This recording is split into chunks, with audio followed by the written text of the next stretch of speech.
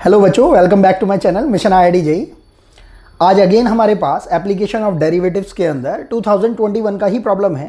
Actual में 2021 के अंदर एप्लीकेशन ऑफ डेरिवेटिव में से टोटल 5 प्रॉब्लम्स को पूछा गया था एडवांस लेवल पर। तो ये हमारी 4th नंबर की प्रॉब्लम है 2021 की। ये एक पैराग्राफ टाइप की प्रॉब्लम थी और इसके अंदर सिंगल चॉइस ही हमारे पास दे रखा था। तो ये हमारे पास फर्स्ट प्रॉब्लम है 2021 के सेकंड पैराग्राफ की प्रॉब्लम का। तो इसमें क्या बोल रखा है देखते हैं। लेट xi1 और इन्होंने ये डोमेन रेंज दे रखी है। इसी तरह xi2 के लिए बोल रखा है, फंक्शन f के लिए बोल रखा है एंड फंक्शन g के लिए बोल रखा है। अगर हम देखेंगे चारों ही फंक्शन की जो हमें डोमेन एंड रेंज दे रखी है, या ऐसा बोल दें डोमेन एंड कोडोमेन जो दे रखी है वो कितनी दे रखी है, 0 से इन्फिनिटी से लेकर रियल नंबर r तक दे रखी है। और क्या बोल रखा है, these functions are such that f of 0 equals to g of 0 equals to 0 and चारों ही फंक्शंस को इन्होंने डिफाइन कर रखा है। जैसे xi1 x को बोल रखा है इतना, xi2 x को बोल रखा है इतना, fx को बोल रखा है इतना और gx को बोल रखा है इतना। और इन्होंने तब हमें 4 ऑप्शन दे रखे हैं कुछ इस तरीके से, और इन चारों ही ऑप्शंस में से हमसे करेक्ट ऑप्शन को पूछ रखा है। तो हम इस प्रॉब्लम को करना स्टार्ट करते हैं। हम देख रहे हैं कि इन्होंने जो हमें पहला ऑप्शन दे रखा है वो कुछ इस टाइप से दे रखा है, f of under root of, ये x की जगह इन्होंने लिख दिया है under root of ln3 plus g of under root of ln3 equal to 1/3। तो हम सबसे पहले क्या करते हैं, जो फंक्शन fx है उसी को ही थोड़ा सिंप्लीफाई करने की कोशिश करते हैं एंड जो हमारे पास gx फंक्शन दे रखा है उसको भी थोड़ा सिंप्लीफाई करने की कोशिश करते हैं। तो हमने क्या करा, सबसे पहले fx को लिख लिया। ये fx कितना आ रहा है हमारे पास, integration from -x to x, और ब्रैकेट में कितना दे रखा है, modulus of t minus T square into e to the power minus T square dt। अगर हम इस फंक्शन को थोड़ा सा ध्यान से देखते हैं तो IIT वाले हमसे चाहते हैं कि हम इसके अंदर थोड़ा सा बारीकी से देख के इवन फंक्शन या ऑड फंक्शन का हिसाब लगाएं। जैसे ही हम इसको देखते हैं, यहां पर पार को देखते हैं, इस मॉडुलस ऑफ टी को देखते हैं एंड -a से a तक की लिमिट टाइप को देखते हैं, जो कि हम डेफिनेट इंटीग्रेशन में पढ़ते हैं और जो पढ़ेंगे भी अभी, तो हम समझ पाएंगे कि अगर t को अगर हम -t भी अगर रिप्लेस करके रख देते हैं तो पूरे ही फंक्शन पर कहीं कोई फर्क नहीं पड़ता है। इस वजह से ये कैसा फंक्शन बन रहा है, एक इवन फंक्शन बन रहा है। बच्चा जैसे ही इस बारीकी को समझ पाता है वो समझ पाएगा कि इस लिमिट को वो twice time of 0 to x करके लिख सकता है और इस मॉडुलस को फिर लगाने की जरूरत नहीं रह जाएगी। तो हमारा function t minus T square से into e to the power minus T square dt type का हो जाएगा। जैसे ही बच्चा इस पर्टिकुलर प्रॉब्लम को समझता है कि फंक्शन fx को इस तरीके से सिंप्लीफाई कर सकते हैं, उसकी प्रॉब्लम का काफी मेजर पोर्शन जो है वो कंप्लीट हो जाता है। अब बात करते हैं हम gx फंक्शन की।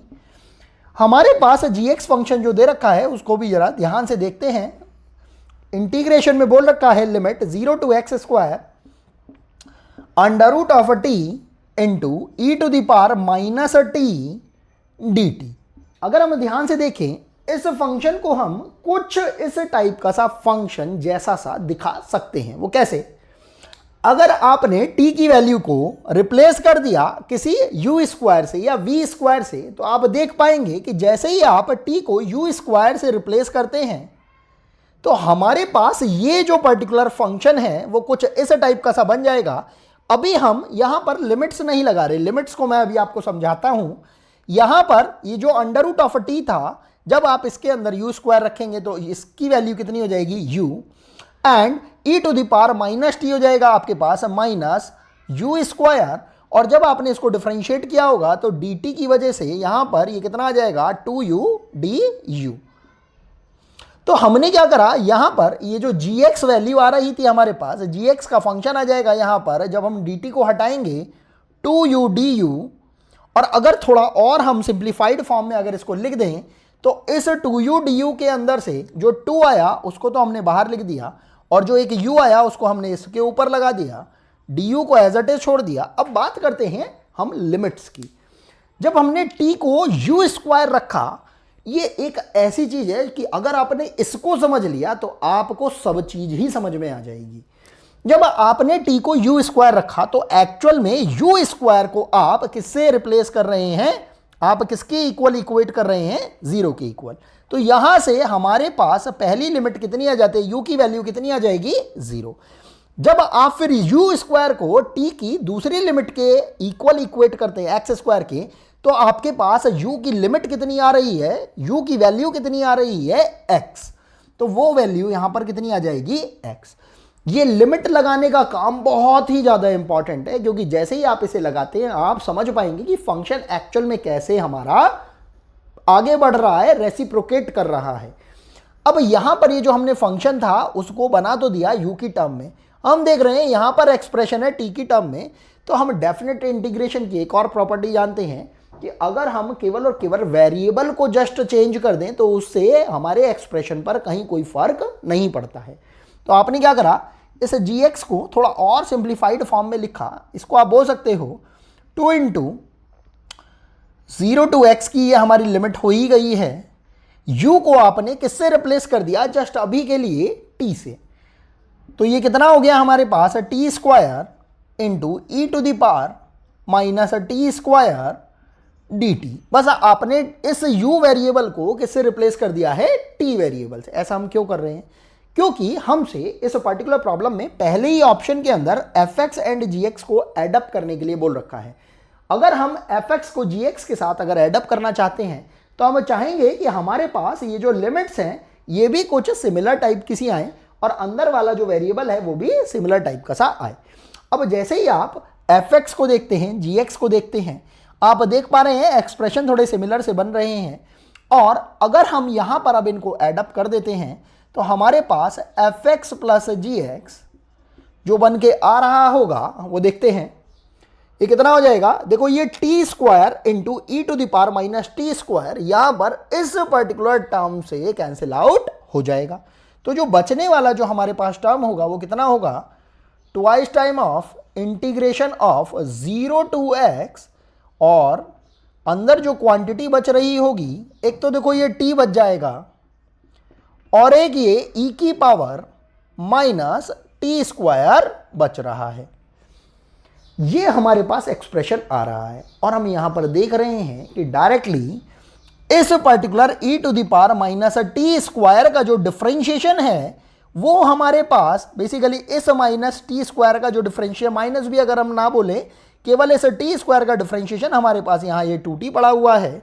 तो हम यहाँ पर लिमिट पुट करके इसको डायरेक्टली इंटीग्रेट कर सकते हैं।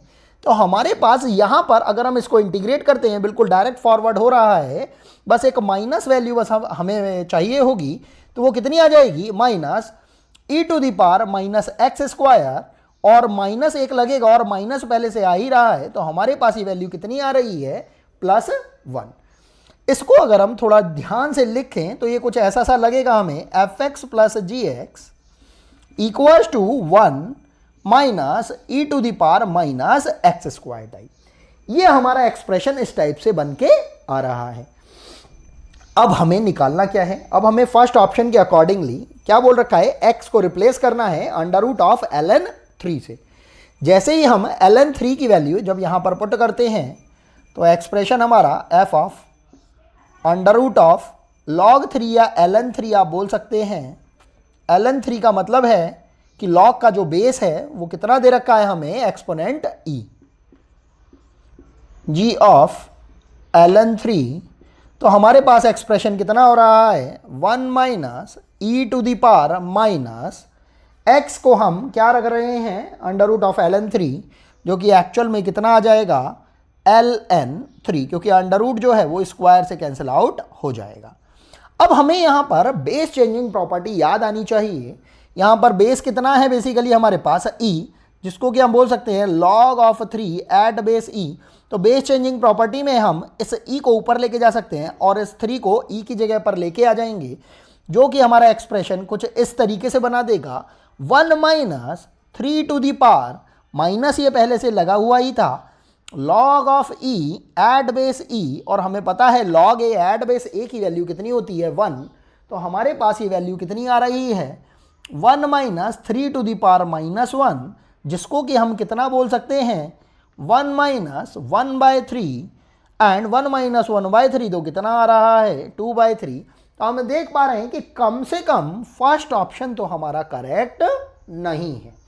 अब अगर हम इसके सेकंड पार्ट की बात करते हैं तो उसको करने के लिए हम एक काम करते हैं, इस पूरे को अभी के लिए रब कर देते हैं और सेकंड पार्ट करना स्टार्ट करते हैं। अब हम इसके सेकंड पार्ट को देखते हैं, जिसमें हमसे क्या बोल रखा है y1x equals to 1 plus alpha x. इस पर्टिकुलर एक्सप्रेशन पर हमको वर्कआउट करने के लिए बोल रखा है किस तरीके से for every x greater than 1 there exist an alpha belonging to 1 to x। तो हमने क्या करा, अपने एक्सप्रेशन को लिखना स्टार्ट करा और y1x जो हमें बता रखा है उस एक्सप्रेशन को ले लिया। ये कितना आ रहा है e to the power minus x plus x, और ये किसके इक्वल हमें बता रखा है 1 प्लस अल्फा एक्स के इक्वल। अगर हम इसे थोड़ा सिंप्लीफाई करें तो ये हो जाएगा e to the power minus x equal to 1 plus, इस x को भी हम इधर की साइड RHS में लेके चले गए तो ये कितना हो जाएगा alpha minus 1 times of x। और अगर हम इस एक्सप्रेशन को देखें, तो हम इसका एक बेसिक ग्राफ बनाने की अगर कोशिश करते हैं तो हम देख पाएंगे जो e to the power minus x है ये बेसिकली एक डिक्रीजिंग टाइप का फंक्शन हमारा बनता हुआ दिखाई दे रहा है। मतलब जो e की पावर x टाइप का फंक्शन इस टाइप से बनता है, e to the power minus x का फंक्शन किस टाइप से बनेगा, इस टाइप से बनेगा। और उसके अलावा अगर हम इस पर्टिकुलर पोर्शन की बात करते हैं तो ये फंक्शन हमें स्ट्रेट लाइन की तरह दिखाई दे रहा है। और हमसे क्या बोल रखा है, इसमें बोल रखा है alpha belonging to 1 to x के लिए। तो क्योंकि हमसे x ग्रेटर देन 1 की बात की गई है तो हम केवल और केवल 0 तक की बात कर लेते हैं। इस 0 तक के लिए x इक्वल्स टू 0 तक के ग्राफ को अगर हम देखते हैं और यहाँ पर अगर हम इस पर्टिकुलर लाइन को अगर ड्रॉ करने की कोशिश करते हैं तो जो हमारी स्ट्रेट लाइन बनेगी अल्फा ग्रेटर देन 1 के लिए, तो वो लाइन कुछ इस टाइप की सी बनती हुई हमें दिखाई देगी। हम पीछे वाले पोर्शन को ले ही नहीं रहे हैं। अब अगर हम इस पर्टिकुलर प्रॉब्लम को थोड़ा ध्यान से पढ़ते हैं, इसमें क्या बोल रखा है for every x greater than 1, ये तो हमारे पास पॉइंट कौन सा होता है ओरिजिन पॉइंट 0 0। अगर हम x इक्वल टू 1 को यहां कहीं पर अगर कंसीडर कर लेते हैं तो x इक्वल टू 1 के लिए हम क्या बोल रहे हैं there exist an alpha belonging to 1 to x।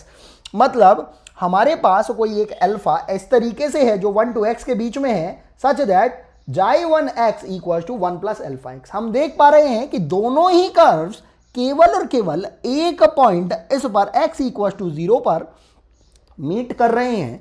उसके आगे ये दोनों ही कर्व्स कहीं पर भी मीट करते हुए नहीं दिखाई दे रहे हैं। तो ऑब्वियसली हमारे लिए ऐसा कोई भी अल्फा 1 से लेकर x के बीच में कहीं पर भी मीट नहीं कर पाएगा, ऐसी कोई वैल्यू नहीं ले पाएगा।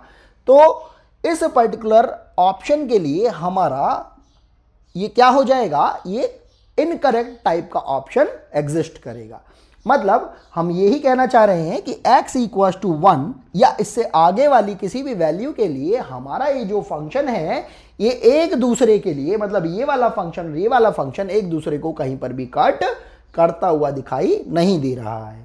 वो केवल और केवल कहां पर कट कर रहा है, x इक्वल टू 0 पर इसको कट करते हुए दिखाई दे रहा है। अगर हम इस पॉइंट की भी अगर बात करते हैं तो ये पॉइंट कौन सा है 0,1। इस 1 वैल्यू पर ही e to the power minus x के अंदर जब हम x की वैल्यू 0 पुट करते हैं तो इसकी वैल्यू कितनी आ रही है 1। और यहां पर भी जब हम x की वैल्यू जब 0 पुट कर रहे हैं तो इस फंक्शन की भी वैल्यू कितनी आ रही है 1। केवल इसी एक x इक्वल टू 0 पर दोनों ही ये जो पार्ट्स हैं ये हमें कितनी वैल्यू दे रहे हैं 1। इसके अलावा ये कहीं पर भी एक दूसरे को ना तो कट करेंगे ना ही मीट करेंगे। इस वजह से हमारा ये सेकंड ऑप्शन भी करेक्ट नहीं बैठ पा रहा है। अब अगर हम इसके थर्ड ऑप्शन की बात करते हैं तो यहां पर हमसे y2x के लिए क्या बोल रखा है, it is equal to twice time of x and y1 beta -1। अगर हम ध्यान से देखें यहां पर हमसे क्या बोल रखा है, for every x greater than 0 there exist a beta. बिल्कुल सिमिलरली जैसे फर्स्ट ऑप्शन, ये सेकंड ऑप्शन के अंदर हमसे बोल रखा था, बिल्कुल उसी तरीके से हमसे इस थर्ड ऑप्शन के लिए बोल रखा है beta belonging to 0 to x such that phi to x equals to this much. अब अगर हम यहां पर इस phi टू x के लिए अगर बात करने जा रहे हैं, हम एक काम कर सकते हैं कि अगर हम इसका स्लोप कैलकुलेट करके देखें तो शायद हमें एक आइडिया मिल पाए कि xi2x के अंदर क्या कोई ऐसा कोई पॉइंट बीटा एग्जिस्ट कर रहा है या नहीं कर रहा है, जो कि 0 टू x के लिए फंक्शन को इस तरीके की वैल्यू प्रोवाइड करता है या नहीं करता है। तो हमने क्या करा, इस xi2x को देख लिया, हमें बता रखा है xi2x ये है। तो अगर हमने xi2-x अगर कैलकुलेट करने की कोशिश करी तो यह हमारे पास कितनी वैल्यू आ रही है, 2x minus 2 into e to the power minus x, और इसका भी डिफरेंशिएशन करेंगे तो ये प्लस हो जाएगा। तो हमारे पास xi2-x इस टाइप की एक वैल्यू दे रहा है। अब अगर हम इस पर्टिकुलर को अगर हम कैलकुलेट करना चाहें तो हम इसमें लेग्रांजे मीन वैल्यू थ्योरम को भी अप्लाई कर सकते हैं, जिसके अकॉर्डिंगली क्या बोला जाता है कि अगर हमारे पास कोई कर्व इस टाइप से या इस टाइप से दे रखा है और अगर कोई बीटा वैल्यू के लिए हम कैलकुलेशन करना चाहते हैं, तो अगर दो कोई पॉइंट्स हमें बता रखे हैं 0 से लेकर x तक, जो कि यहाँ पर हमसे बोल रखा है बीटा के लिए 0 से लेकर x तक, तो अगर हम लेग्रांजे मीन वैल्यू थ्योरम मतलब LMVT जिसको बुलाया जाता है, अगर वो अप्लाई करते हैं तो हम xi2-x मतलब differentiation of this function in दोनों पॉइंट्स को लेते हुए इस पर्टिकुलर पॉइंट के लिए कैलकुलेट कर सकते हैं।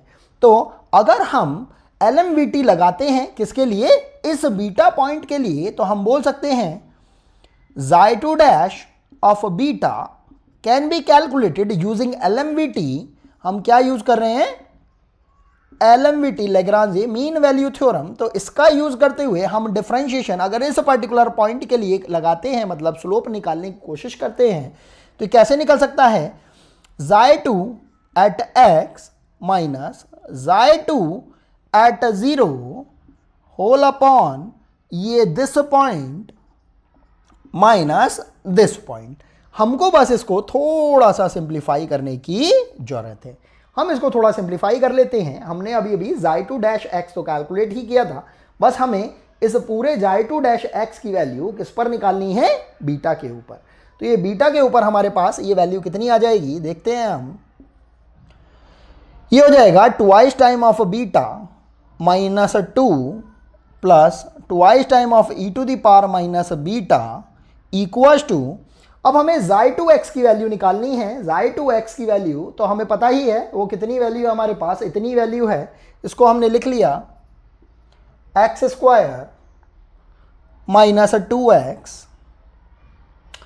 Minus 2 e to the power minus x plus 2, और माइनस हम इसमें से कर रहे हैं कितना, xi2 ऑफ 0। तो अगर हमने xi2 के अंदर अगर ये 0 वैल्यू अगर पुट कर दी तो हम देख पा रहे हैं कि यहाँ पर ये वैल्यू तो 0 हो ही जाएगी, ये वैल्यू भी 0 हो जाएगी, और यहाँ पर जब हम 0 वैल्यू पुट करेंगे तो इसकी वैल्यू कितनी हो जाएगी, 1। तो बच कितना रहा है, -2 प्लस का 2। तो एक्चुअल में कितनी वैल्यू आ रही है हमारे पास, 0 ही वैल्यू आ रही है।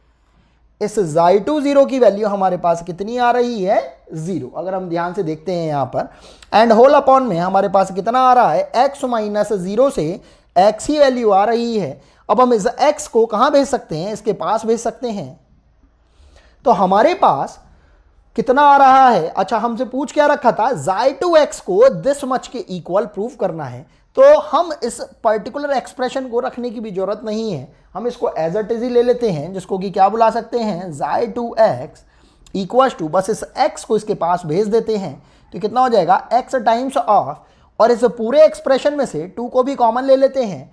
तो हमारे पास कितना बन रहा है, beta -1 plus e to the power minus beta, और इसको थोड़ा और सिंप्लीफाई कर लेते हैं। तो ये कितना हो सकता है, ट्वाइस टाइम ऑफ x, इस e to the power minus beta को थोड़ा पहले लिख लेते हैं। ये कितना हो जाएगा, e to the power minus beta plus beta -1 जैसे ही हम इस एक्सप्रेशन को देखते हैं तो हम समझ पा रहे हैं कि इस एक्सप्रेशन को हम xi1 x की फॉर्म में लिख सकते हैं। वो कैसे?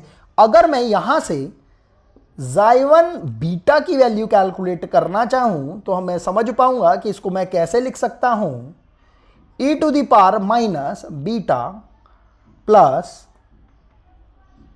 x की जगह कितना आ जाएगा? बीटा। और इस एक्सप्रेशन को देख के मुझे समझ में आ रहा है इस पूरे को मैं क्या बोल सकता हूं? xi1 beta. तो मेरे पास phi2 x की वैल्यू कितनी आ रही है? यहां लिख देते हैं।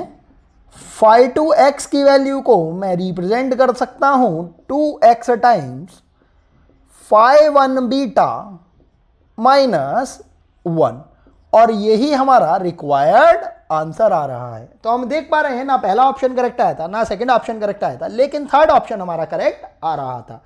और क्योंकि ये सिंगल चॉइस टाइप की प्रॉब्लम थी तो हमारे पास एक ही करेक्ट ऑप्शन आना था। तो ये यहां पर अगर जैसे ही हमें पता लग जाता है कि हमारा करेक्ट ऑप्शन है तो हमें फोर्थ ऑप्शन तक जाने की जरूरत नहीं है। लेकिन फिर भी हम अपने लिए इस फोर्थ ऑप्शन को कैलकुलेट करके देख सकते हैं। इन्होंने क्या बोला है कि f is an increasing function on the interval 0 to 3/2। हमें पता लग चुका है कि करेक्ट ऑप्शन कौन सा है? सी ऑप्शन है, लेकिन हम फिर भी इस फोर्थ ऑप्शन को कैलकुलेट करके देख लेते हैं।